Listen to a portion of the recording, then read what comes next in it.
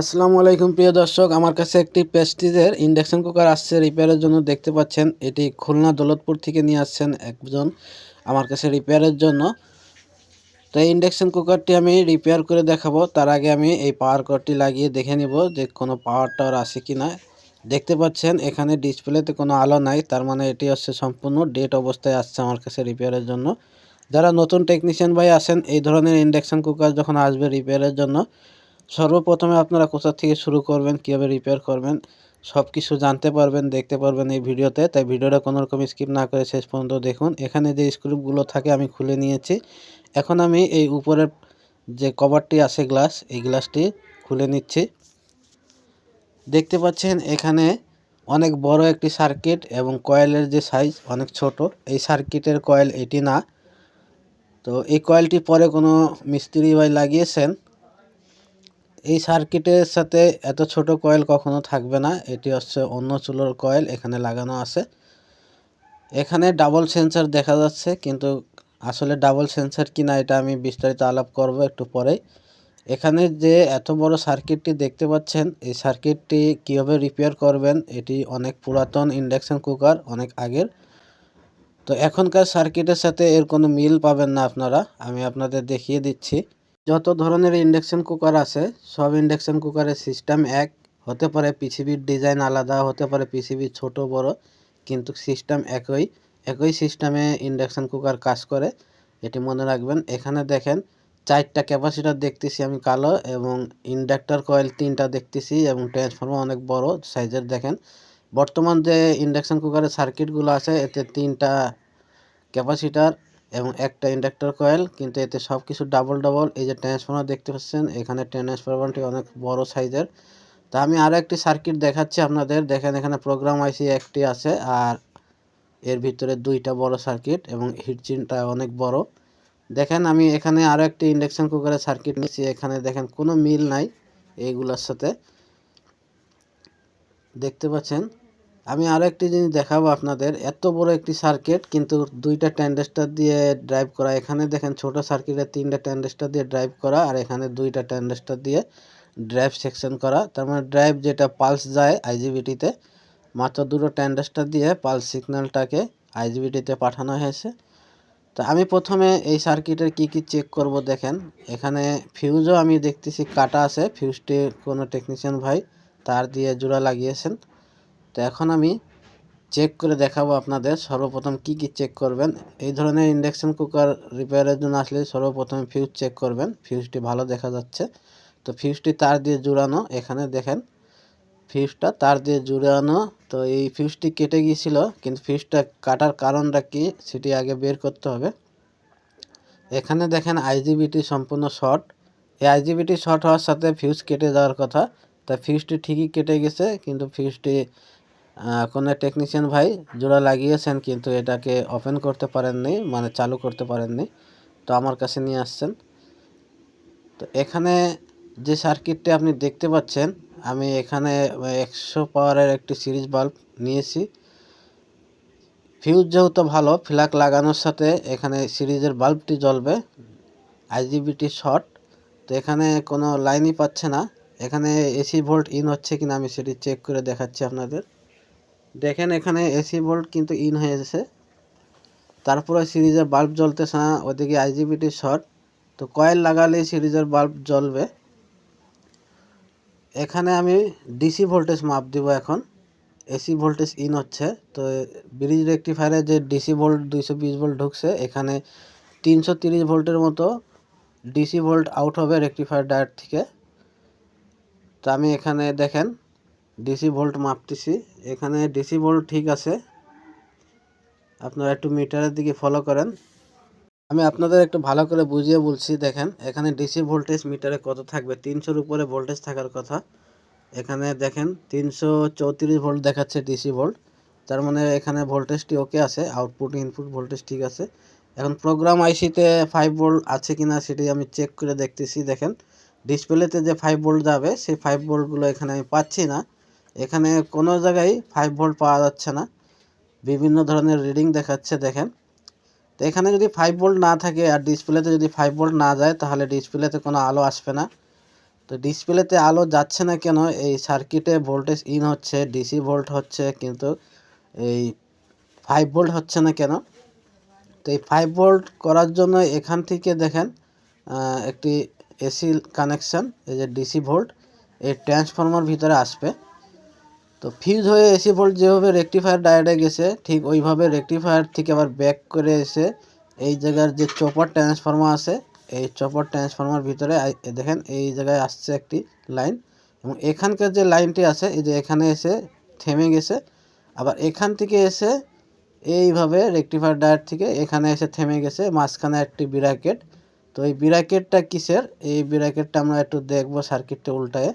কারণ এখানে যে চপার ট্রান্সফরমার আছে, এই যে ব্র্যাকেটের এখানে দেখেন একটি সকেট লাগানো, জ্যাকের সকেট। তো এই সেন্সরের সাথে একটি জ্যাক আছে, আপনারা হয়তো মনে করতেছেন এটি সেন্সরের জ্যাক, না এটি সেন্সরের না। সেন্সরের জ্যাক হচ্ছে যে ব্লু কালারের তার যেটা, ওইটা। এখানে একটি সেন্সর এবং একটি ফিউজ লাগানো আছে। এই ফিউজটি কানেকশান এখানে না দিলে এই চপার ট্রান্সফরমারে কিন্তু এসি ভোল্টেজ ইন হবে না। আর এসি ভোল্টেজ ইন না হলে কুলিং ফ্যানের জন্য 17-18 ভোল্ট, আর ডিসপ্লের জন্য, প্রোগ্রাম আইসির জন্য 5 ভোল্ট আউট হবে না এই চপার ট্রান্সফরমার থেকে। তো এটি যেহেতু ফিউজ, আমি এখানে একটি ফিউজ বানিয়ে নিচ্ছি, মানে আমি তার দিয়ে শর্ট করে দিয়েছি। এখন দেখেন এখানে 228 ভোল্ট, 238 ভোল্ট এসি ইন হচ্ছে। এখন আমি দেখব ডিসি 5 ভোল্ট আউট হচ্ছে কি না। এবং ফ্যানের, কুলিং ফ্যানের যে 17 ভোল্ট, দেখেন এখানে 5 ভোল্ট পেয়ে গেছি আমরা। এখানে 5 ভোল্ট আছে, এবং ডাটা ক্লক সব কিছু 4.8 ভোল্ট, 5 ভোল্ট সব ভোল্টেজে আমরা এখন ওকে পাচ্ছি। তার মানে ডিসপ্লে যদি আমরা এখানে সংযোগ করি, সংযোগ করার সাথেই ডিসপ্লেতে আলো চলে আসবে। তা আমি আপনাদের দেখিয়ে দিচ্ছি। এখন ডিসপ্লের কানেকশান আমি করে দিলাম। এখন যদি আমি ফ্ল্যাগটি লাগাই, ফ্ল্যাগ লাগানোর সাথেই দেখেন ডিসপ্লেতে আলো চলে আসছে, আলহামদুলিল্লাহ। তো এইভাবে কাজ করবেন, কাজ করার নিয়ম এটা। মানে আগে সিস্টেম জানতে হবে, ডায়াগ্রাম বুঝতে হবে, তারপরে কাজটা সহজ হয়ে যাবে। এই এত বড় সার্কিট দেখে অনেক টেকনিশিয়ান ভাই ঘাবড়ে যাবেন যে এটা আবার কি সার্কিট। এখন আমি আইজিবিটি যেটা শর্ট হয়ে আছে, এই আইজিবিটি পরিবর্তন করে নতুন আইজিবিটি লাগাবো। এই জন্য আমি হিটসিঙ্ক খুলে নিচ্ছি এবং আইজিবিটি খুলে নিব। কাজ যে ধরনেরই হোক, কাজ যদি আপনারা বুঝতে পারেন তাহলে আপনাদের কাছে কোনো ব্যাপার না, খুব সহজ হয়ে যাবে। ইন্ডাকশান কুকার রিপেয়ারিংয়ের যে কাজটা আছে, ইন্ডাকশান কুকার, আমাকে আপনারা অনেকে কমেন্ট করেন যে স্যার আমরা বড় বড় কাজ করি কিন্তু ইন্ডাকশান কুকারের কাজটা বুঝি না। তো এটা না বোঝার অনেক কিছু আছে, আবার না বোঝার কিছুই নাই। সিস্টেম জানতে হবে, ফর্মুলা জানতে হবে। ইন্ডাকশান কুকারের একটু মাইর পেস্টটা অন্যরকম। তো আমি এখানে ভোল্টেজগুলো মাপ দিয়ে নিচ্ছি। গেট কানেকশানে যদি কোনো রকম ভোল্টেজ থাকে, আইজিবিটি লাগানোর সাথে শর্ট হয়ে যাবে। তো দেখেন এখানে গেট কানেকশানে 0 ভোল্ট দেখাতে হবে।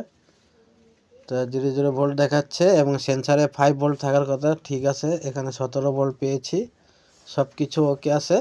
এখানে ড্রাইভ সেকশানে 18-20 ভোল্ট থাকার কথা, এখানে 22 ভোল্ট আছে, কোনো সমস্যা নাই। এখানে যে আইজিবিটি লাগানো আছে, এই আইজিবিটির নাম্বার হচ্ছে 25N120। তো আমি এখানে 25N120-এর আইজিবিটি দুইটা নিয়েছি। দেখেন একটি হচ্ছে লো কোয়ালিটি, একটা হচ্ছে হাই কোয়ালিটি। তো হাই কোয়ালিটি দেখেন হিটসিনটা একটু মোটা, ডাইন হাতেরটা, আমার ডাইন পাশে দেখেন একটু মোটা হিটসিন দেখা যাচ্ছে, এটি হচ্ছে হাই কোয়ালিটি, মানে খুবই উন্নত এবং ভালো মানের আইজিবিটি।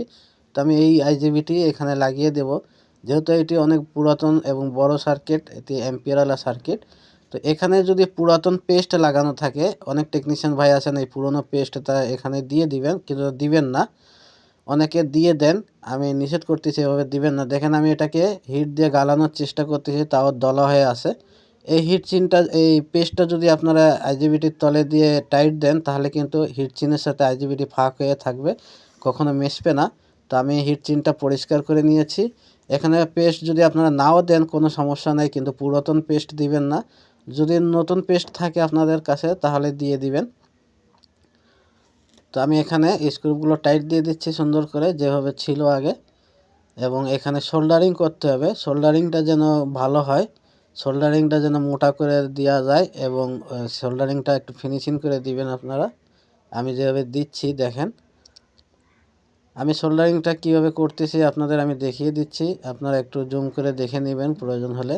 এখানে যদি কোনো রকমের সোল্ডারিং যদি লুজ থাকে বা লুজ কানেকশান থাকে, সেক্ষেত্রে কিন্তু প্রিন্ট বা আইজিবিটি পুড়ে যেতে পারে। তো সব কিছু কমপ্লিট হয়ে গেছে, এখন আমরা চেক করে দেখব। তো এই কয়েলটি এখানে লাগাবো না, কারণ আমার কাছে একটি যে কয়েল আছে এই কয়েলের তারটা বড়, আমি এই কয়েল দিয়ে চেক করে থাকি সব কিছু। তা আমি এই কয়েলটা দিয়ে আপনাদের এই সার্কিটটি চেক করে দিব।